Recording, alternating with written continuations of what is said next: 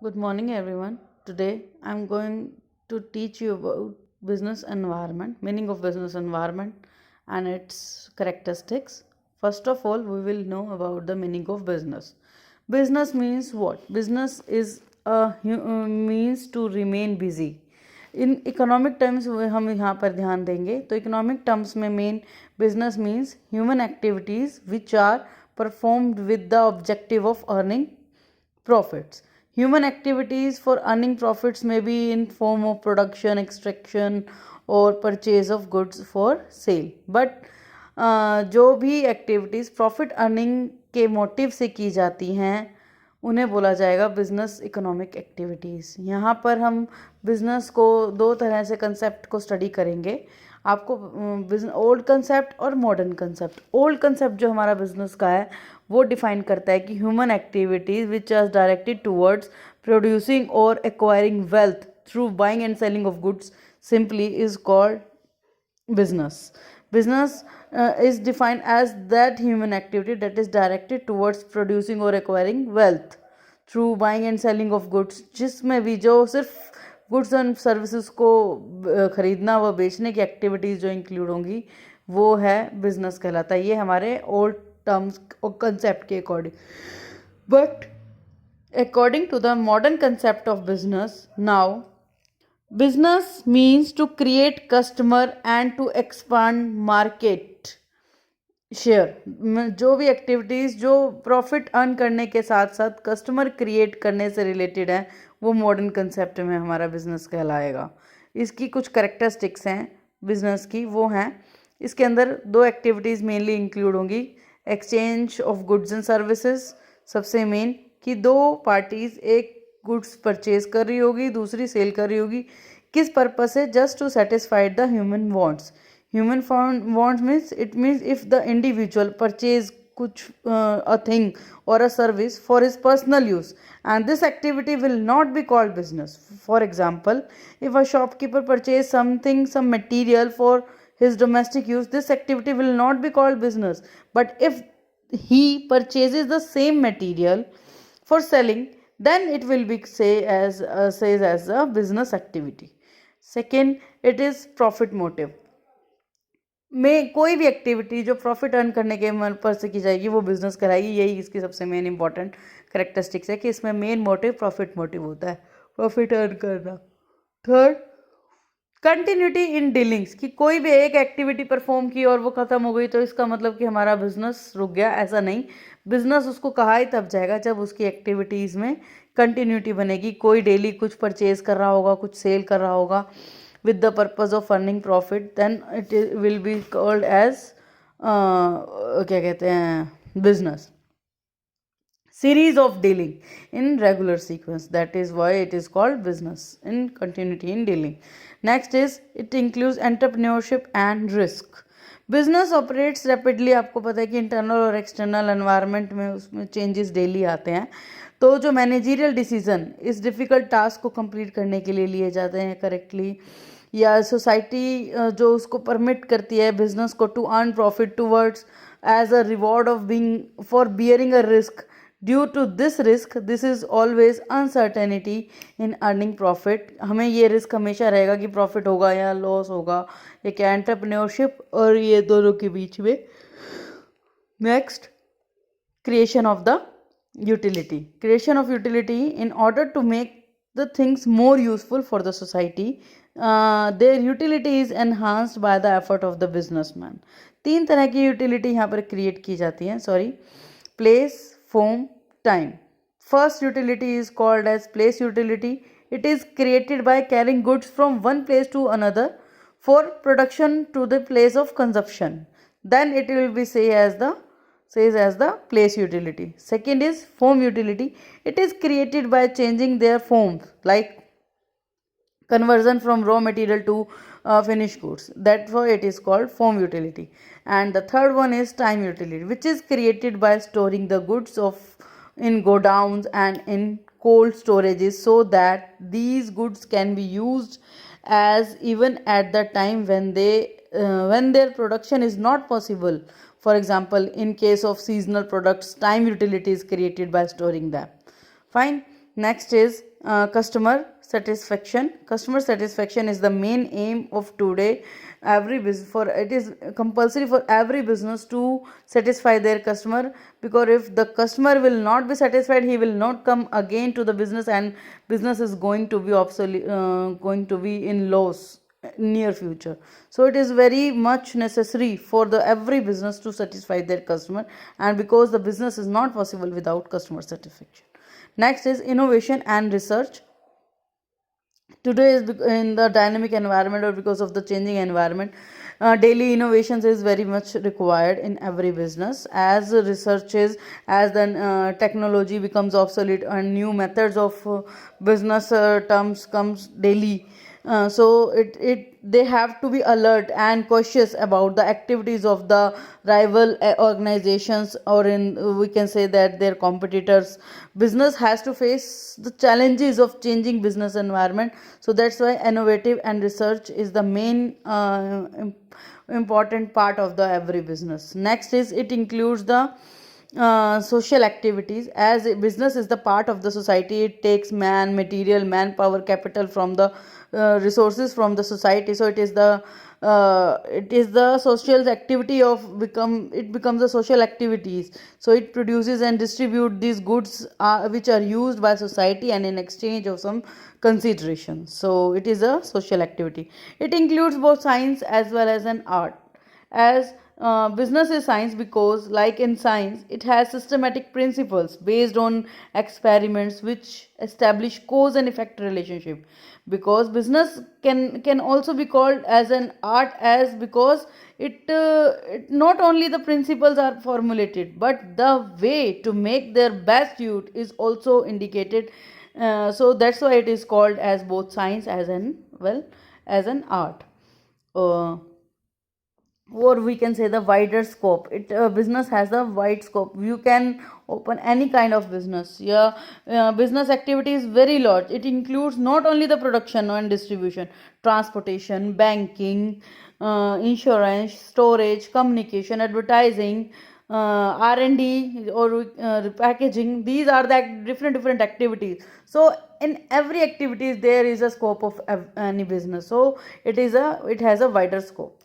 Next, this was the meaning of business. Now we will say about the business environment. What is business environment? Environment means it is the total of all those things external to the business firms and in these industries which affect their organizations and operations. सो जो भी चीज़ external है business के, जो भी surroundings में आ रहा है जिससे बिजनेस की एक्टिविटीज़ पे फ़र्क पड़ता है या अफेक्ट डालते हैं, वो सारी एक्टिविटीज़ कहलाएगी बिजनेस एनवायरनमेंट. बिजनेस एनवायरनमेंट दो तरह के टाइप्स हैं बेसिकली इसकी, जो इसमें हम पूरा पढ़ेंगे. इसमें हम थोड़ा सा ओवरव्यू लेंगे इन सभी पॉइंट्स का, बट डिटेल्स हम नेक्स्ट लेक्चर में करेंगे. अभी जो है मेन वो है इसके कंपोनेंट्स भी कह सकते हैं बिजनेस एनवायरनमेंट के. वो दो तरह के हैं, एक एक्सटर्नल एनवायरनमेंट, एक है इंटरनल एनवायरनमेंट, एक है एक्सटर्नल एनवायरनमेंट. एक्सटर्नल एनवायरनमेंट को further can be categorise in two parts, micro and macro environment. First we will talk about the internal environment. Internal environment कौन सा environment है? It includes those factors of the business which can be controlled by the business, on which business has the fully control. It refers to the environment within the organization. It includes the objective of the business, managerial policies, different departments of the organization, management and employees of the organization, labor environment, managerial relations, जो भी activities जिसके ऊपर business का fully control है या कुछ ना कुछ चेंज लेकर आकर वो इन एक्टिविटीज़ को कंट्रोल कर सकता है, वो सभी की सभी इंटरनल एनवायरनमेंट में इंक्लूड होती हैं. बट इसके रिवर्स हम बात करें एक्सटर्नल एनवायरनमेंट की, तो एक्सटर्नल एनवायरनमेंट उसे कहा जाएगा जिस पे बिजनेस का कोई कंट्रोल नहीं है, जो out of the control of the business है. बट इसमें भी दो तरह का है, इसमें है एक माइक्रो एंड मैक्रो. माइक्रो में भी चेंज तब आ सकता है जब कुछ एक्टिविटीज़ कंट्रोल में हैं या जिसमें हम खुद में चेंज लाकर उनमें कंट्रोल किया जा सकता है. बट मैक्रो बिल्कुल out of the control of the business होती है. इसके ऊपर चाहकर भी बिजनेस किसी तरह का कंट्रोल नहीं कर सकता, बस इसको फेवरेबल बनाने के लिए अपनी एक्टिविटीज़ कुछ अच्छे तरीके से परफॉर्म कर सकता है. तो इसी को हम डेप्थ में पढ़ेंगे इन पॉइंट्स को.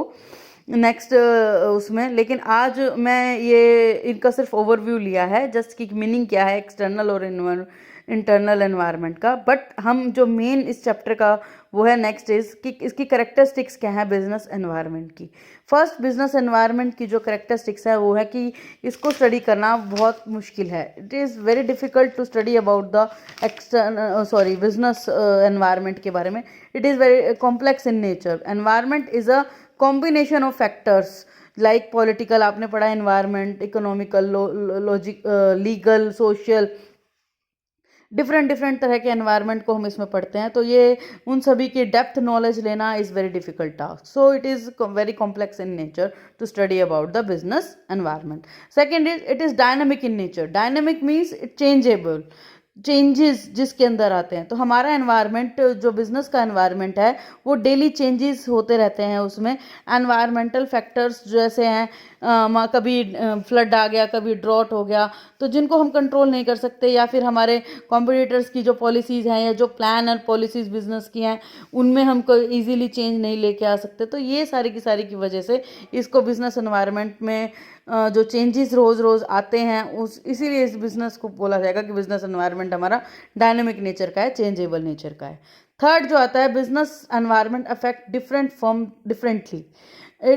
ये हर बिजनेस को, बिजनेस एक तरह का नहीं होता, अलग अलग तरह का होता है, प्रोडक्शन का, सर्विसेज का। तो डिफरेंट डिफरेंट बिजनेस को डिफरेंट डिफरेंट तरीके से ये अफेक्ट करता है। तो इसलिए जैसे कि it is not necessary that any particular change in environment should affect all the business in the same manner, but one business may welcome a change in environment. On the other hand, the other business may feel adverse effect of the same change. For example, जैसे T के prices बढ़ जाते हैं, T के prices बढ़ जाने की वजह से जो कॉफ़ी की डिमांड बढ़ जाती है या वो है, तो एक बिजनेस तो जो है उसको चेंज को वेलकम कर रहा है, लेकिन किस वजह से उसके फैक्टर्स तो एक अलग चीज़ है, मतलब बट दूसरे के ऊपर उसका डायरेक्ट इफेक्ट आ रहा है। तो हर एक के लिए, किसी के लिए पॉजिटिव, किसी के लिए नेगेटिव, हर बिजनेस पे वो अलग अलग तरह से इफेक्ट डालता है। नेक्स्ट है, business environment has both short term and long term impact. Short term impact की बात करें कि तो वो जो बहुत कम टाइम पीरियड के अंदर चेंजेस आए, जो चेंज एनवायरनमेंट है वो प्रॉफिटेबिलिटी या productivity and development of business, both long term और शॉर्ट टर्म दोनों तरीके से असर डालता है बिजनेस के ऊपर, इसलिए इसको बोला है it has both short term and long term impact. Next आता है कि unlimited effect of external environment factors. जो हमारे एक्सटर्नल फैक्टर्स हैं वो अनकंट्रोलेबल होते हैं, उनके ऊपर कोई चेंज नहीं, कोई कंट्रोल नहीं किया जा सकता, बट ये जो है वो उनका इफेक्ट वो डीपली अफेक्ट करते हैं हमारे बिजनेस को। समटाइम्स तो इन फैक्टर्स को जो इफेक्ट है वो डीपली आता है। वो कई बार ऐसा भी होता है कि हमारा बिजनेस हमें बंद भी करना पड़ जाता है इनकी वजह से। जैसे कि गवर्नमेंट ने मान लो फॉर एग्जांपल बैन कर दिया वाइन के ऊपर, तो वाइन शॉप्स जो है वो तभी की तभी बंद हो जाएंगी, वाइंड अप हो जाएंगी। तो इसीलिए इसका जो है इफेक्ट आया कि बिजनेस ही बंद हो गया। तो ये एक्सटर्नल फैक्टर्स ऐसे हैं, इनका अनलिमिटेड इफेक्ट हो सकता है, हम सोच नहीं सकते वहाँ तक जाकर वो अफेक्ट डीपली अफेक्ट कर सकते हैं। अनसर्टेन है, आप कभी ये चीज़ नहीं सोच पाओगे कि नेक्स्ट बिजनेस एनवायरनमेंट में क्या चेंज आने वाला है और किसको हम उसके अकॉर्डिंग मैनेज कर जाएंगे, ऐसा कभी नहीं होता। बिजनेस एनवायरनमेंट जो है वो हमारा टोटली अनसर्टेन होता है, कब क्या चेंज आ जाए हमें भी नहीं पता। तो बिजनेस को उसके अकॉर्डिंग, इसीलिए इसका ये एक नेचर है कि बिजनेस एनवायरनमेंट इज अनसर्टेन। कब बारिश हो जाए, कब ड्रॉट आ जाए, कब लड़ाई हो जाए, कभी जैसे अभी कोरोना डेज में कोरोना हुआ तो बिजनेस काफ़ी लोगों का ठप हुआ। तो uncertain activities included in business environment. ठीक है, नेक्स्ट इज इंटरडिपेंडेंट कंपोनेंट्स। जो भी हमारे कंपोनेंट्स हैं, जैसे इंटरनल है या एक्सटर्नल है या इकोनॉमिक है, पॉलिटिकल है, सोशल है, नेचुरल एनवायरनमेंट है, जो डिफरेंट डिफरेंट कंपोनेंट्स है वो सारे के सारे एक दूसरे के ऊपर इफेक्ट जरूर लेके आते हैं अलग अलग, लेकिन इनका इफेक्ट आता है दोनों। हर एक जो कंपोनेंट है, वेरियस कंपोनेंट जो बिजनेस के हैं, these are interdependent on each other. वो दोनों एक दूसरे के ऊपर डिपेंड करते हैं, दोनों नहीं मतलब सभी जो कंपोनेंट्स हैं। तो different components of environment affect each other. So for example जैसे economical environment affect social also. मान लो अगर किसी की इनकम बढ़ रही है तो वो अपने बिजनेस में क्या चेंज लेके आएगा, अपना स्टैंडर्ड ऑफ लिविंग बढ़ाएगा या जैसे भी है, तो उसके इकोनॉमिक में चेंज आना है, तो उसके सोशल एनवायरनमेंट में चेंज आया, तो ये सारे फैक्टर्स जो हैं एक दूसरे कंपोनेंट से इंटरडिपेंडेंट है। It includes both, next point is it includes both internal and external environment. तो इसी को तो हम पढ़ ही रहे हैं कि यही हमारा एनवायरनमेंट का जो मेन चीज़ है कि वो इंटरनल और एक्सटर्नल दोनों तरह के एनवायरनमेंट इसमें इंक्लूड होते हैं। तो इसका रिलेशनशिप में बात करूँ तो बिजनेस और एनवायरनमेंट में क्या है कि एक तो ये कि ये म्यूचुअली रिलेटेड है आपस में, बिजनेस भी और एनवायरनमेंट दोनों एक दूसरे से रिलेट करते हैं कि जैसे बिजनेस में चेंज आएगा एनवायरनमेंट में चेंज आएगा, वो बिजनेस में आएगा, बिजनेस में चेंज आएगा एनवायरनमेंट में चेंज आएगा, तो दोनों एक दूसरे से रिलेटेड है। दूसरा, it requires environment require business to be dynamic. Environment ऐसा है, वो सोचता है कि मतलब ऐसा एनवायरनमेंट में ऐसा होना चाहिए कि बिजनेस जैसा एनवायरनमेंट में चेंज आया ऐसा ही तुरंत की तुरंत बिजनेस भी हमारा चेंज हो जाए।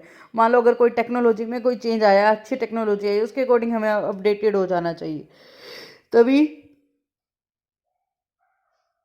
जो बिजनेस है वो लॉन्ग टर्म सर्वाइव करता है। इसके बाद आता है अपॉर्चुनिटीज एंड थ्रेट्स। ऑलवेज इसको पढ़ने के लिए हम स्वॉट एनालिसिस करते हैं बिजनेस एनवायरनमेंट को करने के लिए, पढ़ने के लिए, बट इसके अंदर जो थ्रेट्स अपॉर्चुनिटीज आते रहते हैं उनके अकॉर्डिंग हमारे को बिजनेस की एक्टिविटीज़ को मैनेज करना बहुत ज़रूरी होता है टाइमली, ताकि हमारा बिजनेस लॉन्ग टाइम तक सर्वाइव करे।